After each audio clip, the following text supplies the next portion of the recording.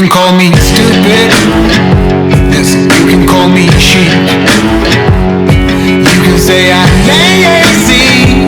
You can say I'm weak. You think that you can get, maybe drop your hand in your pocket this side or something. Just see, maybe put your hand on the seat, the back seat, and the other one maybe somewhere on the bike so I can see your hand. Oh, that's cool.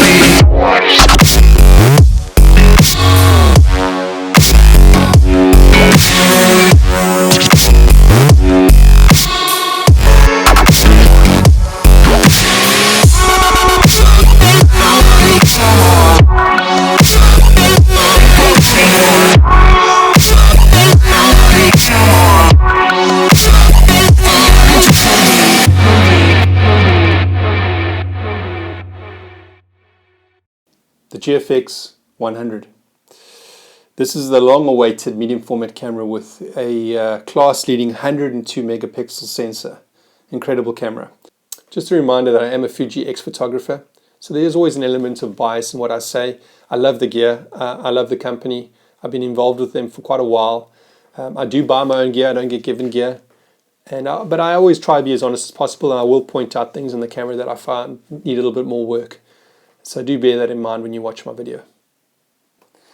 It's 5:30 in the morning here in Cape Town, and I'm off to do a talk for Fujifilm, so unfortunately I have to hand the camera back, and I've only had it for about a day. The reason why I'm doing it now in the morning before I go is I thought it'd be wrong of me to do a review of a camera before I actually used it, and I only used it yesterday afternoon, so I had to do the shoot first before I could tell you about the camera. Unfortunately, the person I'd planned to use for my shoot yesterday pulled out. So at last minute I actually recruited my father-in-law and his Harley Davidson. Thank you to Tim for helping me out. I really do appreciate it. Tim's a real special guy. I'm really grateful that I have him as a father-in-law. Besides coming to the rescue, he's always been there for his, particularly my wife and his kids. He's one of those old school guys, you know, he just make sure everyone else is sorted out, works really hard throughout his life before indulging in anything. You know, type of guy drives the same car for like 10, 15, 20 years. Yeah, and now everyone's out of the house, you know, work's finished. He's got a little bit more time on his hands. He's now enjoying a Harley Davidson, so well deserved. Enjoy the ride, Tim, and I'm glad I was able to do some photographs for you on the bike. Right, the GFX100. Wow, what an incredible camera. I'd actually seen this at the Photo Kina Expo. It was about a year or so, a year ago maybe, or just less than a year. And yeah, I was quite surprised. They'd actually moved away from their winning formula of sort of analog-looking, retro-looking cameras. This is nothing like that. This is a full-blown, high-tech, modern camera. And I think that the market that it's appealing to is not really about the retro or the particular look of the camera. It's about getting the job done. Although they have really done a great job on the look of this camera, it does look impressive. I love the color of the camera. I wish actually more cameras with this color. I think it's a beautiful color. Nice lines. So it's, you know, been well thought out, but really this is all about high-tech use. I think coming from a DSLR or other medium format cameras, if you were to change to the system, you'd find it probably more familiar than going from your system to say one of the the X series bodies, which are far more sort of analog looking or retro looking. And yeah, I mean, there's nothing you could want on a body like this. It has pretty much everything. And the performance of the camera is really impressive considering this is a medium format. Now I think, you know, this is where this camera is going to stand out, is that it's a pretty high performance camera, not up there with DSLRs and the X series bodies, but certainly a high performer for such a large sensor. So very, very impressive. Now on the shoots that I did with the camera, I didn't use a tripod. I did 1 or 2 landscape shots, nothing major. It wasn't why I went out to do it. I just saw a shot and I took it. But the whole point was that I want to see how the image stabilizer worked, because as much as this will be used for landscapes and studio work on a tripod, this is now opening up the medium format market to photographers doing handheld stuff. And I was very impressed. You know, one of the lenses I was using, which is the 120 f4, is a image stabilized lens. So with the combination of that lens, which is a long lens, and the image stabilized body, you know, I was really able to quite comfortably handhold at 1/25th, I'm sure even 60th of a second would have been no problem at all. So I'm very, very impressed with that. And the whole shoot that I've done, although very short, and I know a lot of you wish I'd done it a lot more, to show you more in different sort of variations of photography, but unfortunately limited in time. But very, very impressed. I could quite happily use this handheld all the time, quite comfortably. I think after a while I will start feeling like your traditional DSLR, and it won't be an issue. Now, obviously, coming from the X series body to this, wow, it is heavy. I mean, I've been so spoilt with my XT3, XT2, and other bodies that just whip them up, change lenses so quickly. Everything just happens so quickly, and it's so light. This is heavy. Now, for medium format, this is exceptionally light, but for Fujifilm, this is as heavy as it gets. But yeah, this is certainly a high-end camera for those looking for optimum quality, high performance, great lenses, great image quality, typical Fuji stuff, well engineered, and very, very impressive. I love the sound that the camera makes. It's a solid shutter. It really does make you feel as though you're very aware of every shot that you take. It's a different process, different feel, and it's a really rewarding process. So, for those of you who can afford a camera like this, you're going to be very impressed. You're going to feel, motivated. I think this camera will motivate you to shoot quite a lot, because I think a lot of the sort of medium format cameras, are used in particular environments, and then you never really get to use them anywhere else. And you can only really enjoy that high quality in certain situations. Now you can get to use this camera fairly often. If you're brave enough to carry it as a daily camera, then do it, because you're getting the best quality you can possibly get. I would have loved to have tried the 110, just from a portrait perspective. I wanted to see, from a shallow depth of field, what sort of the out of focus backgrounds look like. That would have been interesting. But I'm hoping that maybe in the next month, when I get the camera back, myself and Leon, another ex-photographer, will put the camera through its paces and maybe do a little bit more of a technical review where we can actually test ISO performance, noise, its sort of dynamic range, things like that, things that this camera should really excel at. When we have a little bit more time, we can maybe even compare it to the 50 and maybe even an X series bodies and just put them through their paces, so you can see the value in this camera to see, well, does that extra money warrant that difference in dynamic range or whatever it might be. From a layout perspective, very different. The camera itself, when I first got it, I've got so used to the sort of analog feel of the X series bodies that I'm not a fan of screens. In matter of fact, if I had a choice, I'd strip a camera of everything. Literally strip a camera right down to its bare bones. So this is quite the opposite. This has all the bells and whistles. So it's in your favor to really study this camera before shoots, go out, understand it, because the movement of your hands, the positioning of the buttons is totally different to any, especially if you're coming from another Fuji system. Now it's rear dial, front dial, a lot of that use. Understanding how your screen works and to best customize your screen so you understand what's happening. But it allows you to do as much as possible. On the top screen, you have the option of that sort of traditional, almost DSLR look with your shutter speed, aperture, and ISO sort of listed as then traditionally would be, and you can tell what mode you're in, sort of film simulation and your exposure compensation all up on that top screen, although it all still is in your viewfinder and LCD, or depending on what you show in those screens. So, from there you can also then go to the sort of new look that they have, where it's got the dials on both sides. That one takes a bit of time to getting used to, because it's not something that you've seen before in other cameras. So you've got two dials spinning on both sides, seeing where they, to get your exposure, correct. So interesting that they've opted for multiple screens, and I think there's something here for everyone, if that makes sense. Not only that, you can, put your histogram up on your top screen, which is very interesting. And you've also got a rear screen on the camera. This now at the moment is set to show me all my exposure settings, my white balance, and things like that. I can actually adjust that as well. But you can also make this your histogram screen, which is really cool. So you can keep your information at the top, turn this to histogram, and those of you who really rely on histogram, there it is right at the back of the camera, and you can have two screens giving you information instantly, which I think is a bonus. Where a lot of cameras you've got to bring it up, and it's sometimes in the way of your image, or it's on the same screen and things like that. So I think that was a really good touch. The other thing of interest was the grip material. Very impressive, very unlike all the other Fuji cameras. It's got a sort of texture to it for grip, but it's really got that soft feel, and I quite like it. I think it's a really nice touch, and I think because it's a modern looking camera, that suits it. Where the X series bodies have gone for a rubber grip, but it's almost got a texture to make it look like a leatherette or something that's sort of more retro or analog. So I understand why they've opted for this. Because they've chosen for a modern design, they've been given sort of carte blanche to do what they want with the actual grip material, and I think they've chosen well. It's unlike any other grip that I've felt. Very, very comfortable. The other sort of bone of contention I've heard from a lot of people is this grip at the bottom. Now, it doesn't really bother me. I mean, I can understand why it does bother people. It wasn't a huge issue for me. I don't know why. Sometimes I find myself shooting anyway overhead like that, and not like that. I won't be surprised if a company comes out with a third-party sort of alien skin or a little clip-on that sort of gives you that rubber band over here. But I can understand. I'm open to understanding why people don't like it, and it just feels too hard and cold and plasticky, and not that sort of lovely feel that you have here on the grip. I totally get that.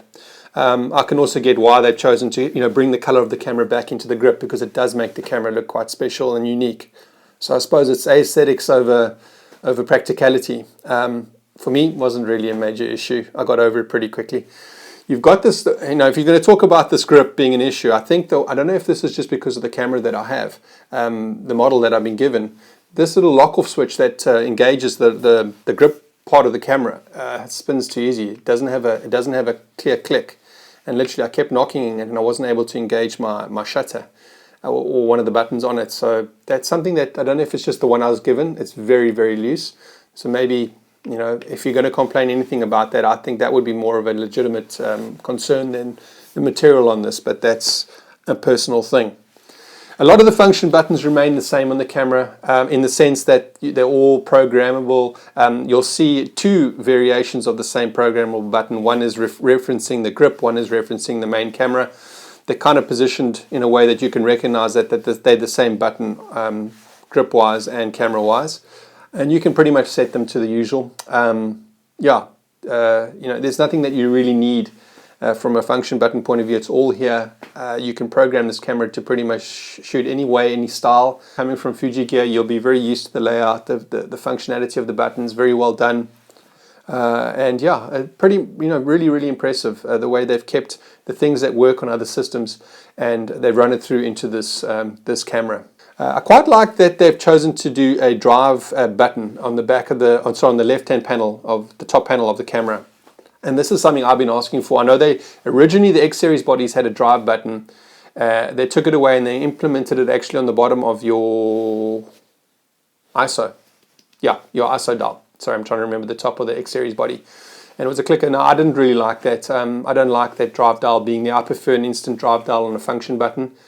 Click it, move it to whatever high frame rate or whatever it is that you're doing. I just don't like bumping it. I often, turn the top dial and I'd land up moving the bottom dial and things like that. So I quite like that they reverted to like an actual button that you push and quickly, access it through the command dial, which I thought was very impressive. And they've just kept it quite simple on the top. They've got still, multi, and movie. Multi meaning your sort of multiple exposures. Movie mode is you click it into movie mode and stills. Now the drive dial, then obviously the drive button allows you then the high frame rate while in stills. The usual sort of continuous mode, manual mode, single shot as it is on the other bodies. The other thing of note is that when you want to change from manual mode into aperture mode, on the analog sort of style cameras, it's just simply adjusting your exposure here or on your sort of rear and front dial. Here you're actually pushing a button which takes it out of aperture mode into manual mode. It's been well laid out, I think, well thought out. And when I was using the camera, I really felt it was easy to access all buttons on the body. I felt that I was very much engaged with what I was shooting and not distracted by what was on there.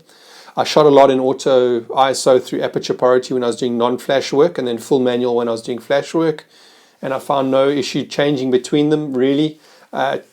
Took me a sec to get used to them, obviously, because now you're hitting a button to change from aperture priority back to manual mode.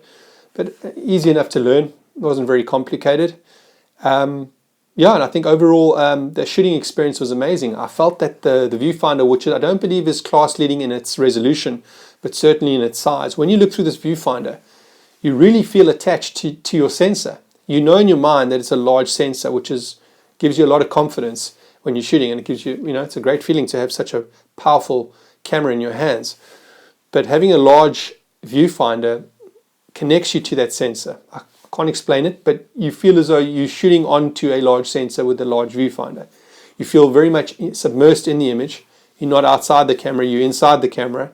You feel like your creative decisions are heightened, and it feels like a real, sort of artistic experience. It feels like you're making a photograph. I know it sounds a bit cliche and lame, but it really does. And then to have that solid, mechanical shutter firing, nice big release of that shutter, you really do feel engaged with your shoot. And I really, really enjoyed that. And it's quite addictive, actually. To go from this back to an X series body could be an adjustment, because I had so much fun using this camera. The one thing I noted and enjoyed about this camera is the positioning of the viewfinder. Quite similar to that on the GFX50S, is I like the way the viewfinder comes back off the body. It gives you a lot of room on your eye and the LCD. A lot of cameras, you sort of squashed up against the back of the camera. They've really done a good job with this viewfinder, and they've allowed you a lot of space. You feel enough space away from the body. You feel free. You don't feel hindered by the camera at all. And I think that was a good move. This viewfinder, just like the viewfinder on the 50S, is detachable. You can actually put a plate on it as well, which allows, say, landscape photographers to leave this at home and just use your LCD. That can be done. And you can also get an adjustable arm that makes this a shoot-down camera from above. The GFX uses 2 batteries in the battery grip, the same battery that's found on the GFX 50. It's hard for me to tell you how long they will last you. I did a shoot yesterday. It wasn't a long shoot. I only just used the one battery, hadn't yet gone on to the second battery. Being a more powerful camera, more features, I think it's not going to last as long as the per battery as it would on the GFX 50, but being 2, you might get sort of 1.5 battery time as you would on the GFX 50. That's my guess. So maybe 800-900 photos, maybe 1,000, maybe just over, depending if you're a big LCD user, maybe even less. Yesterday they actually didn't deliver a charger with this to me. I was able to use a battery pack, and I was able to use a USB charger to charge through USB 3. I thought that was really cool. All your plugins are there, all the ones that you would need, USB, HDMI, you've got your power port, you've got your headphone jack, your remote, your mic, your old sync cable. You've got pretty much everything you would need. I don't see any issue there. I would have never thought that I would be using a 102 megapixel camera, but the day has arrived. It's to have such an relatively affordable camera with 102 megapixels and 16-bit color depth. Yeah, it's hard to sort of describe. It's hard to actually even put into words what that actually means. As a photographer myself, I'm not really a megapixel person. I'm not really fussed about megapixels. But I got to say, when editing the images, it was a joy to be able to work on an image that just you can push and pull substantially, a lot of dynamic range. You can see the benefit of having 16-bit color depth. You can crop in on the image substantially. There's no real point where the image actually breaks down when cropping in. It just seems to go on and forever. So, it is a substantial file, and yeah, it is incredible to work with. Whether it's practical in an everyday use, I'm not sure. But obviously, if you have the funds and you can afford a lot of storage, a lot of memory, this camera can give you incredible results. Obviously, image taking is still dependent on the photographer, and a good photographer can take a great image with any camera. But to know that you've got this power behind you when you take it into post-production is simply incredible. Real bad boy. I've got a ton of gravel in my shoes, world on my shoulders, a heart full of blues, and in the dirt, down in the dirt.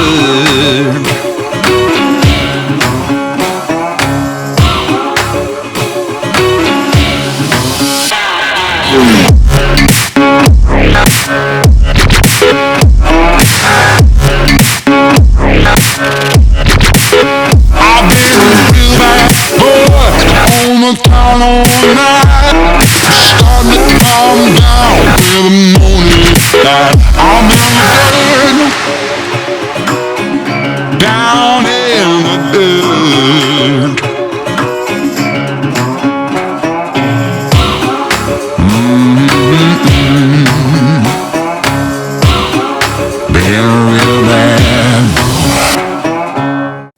think you'll be unimpressed with this camera. I think it's going to blow your socks off, to be honest. Resolution wise is incredible, but just a really well made camera, solidly made. I think Fuji can be proud of themselves. They've accomplished something that hasn't been done before, and I think this is going to start us on a new sort of path in photography. I think for us consumers, those of us who couldn't afford medium format cameras, I think the future is larger sensors, smaller bodies, high performance, and I think we're going to really see incredible things to come. Thanks so much for watching my video.